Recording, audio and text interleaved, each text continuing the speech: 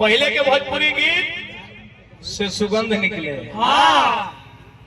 आज के भोजपुरी गीत से दुर्गंध निकलेगा। हाँ। पहले बेटी बहन मेल फीमेल दोनों मिल के हर लोग भोजपुरी के सुने, हाँ। अंतर में क्या अकेले सुने में लाज लगे लगा। हाँ, ईयरफोन लगावे के पड़ता है। कहाँ हो गए हमारे भारत के धरती के?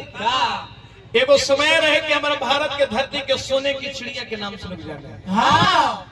आज पितरों के चिड़िया कहे में लाज लगे लगल का। हाँ।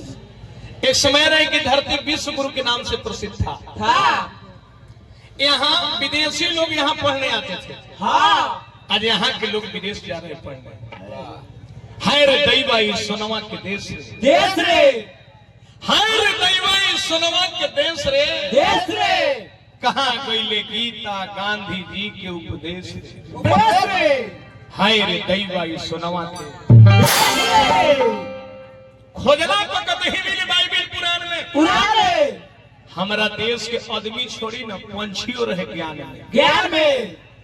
काग भुसुंडी कैसर रहले खगेश रे, हमारा देश के कौआ भी रामायण की कथा कहे। हाँ। काग भुसुंडी कैसर रहले खगेश रे, हाय रे दैवा इस सोनवा के देश रे। हमारी देशवा में बड़ुए नलंदा आज कहे बुधिया में लग गई फंदा, जहाँ विदेशी लोग पढ़ने आते थे। हाँ। तो देखो डिग्री खाती लोगवा जाता विदेश रे, हाय रे दैवाई सोनवा के।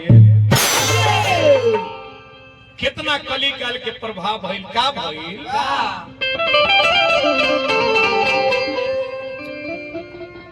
कि चोरावा के सिपहिया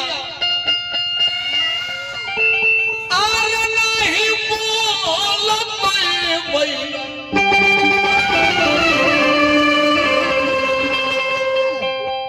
आर नहीं बोलत मैया, माई हो धर्म से धरतिया पिया डोलत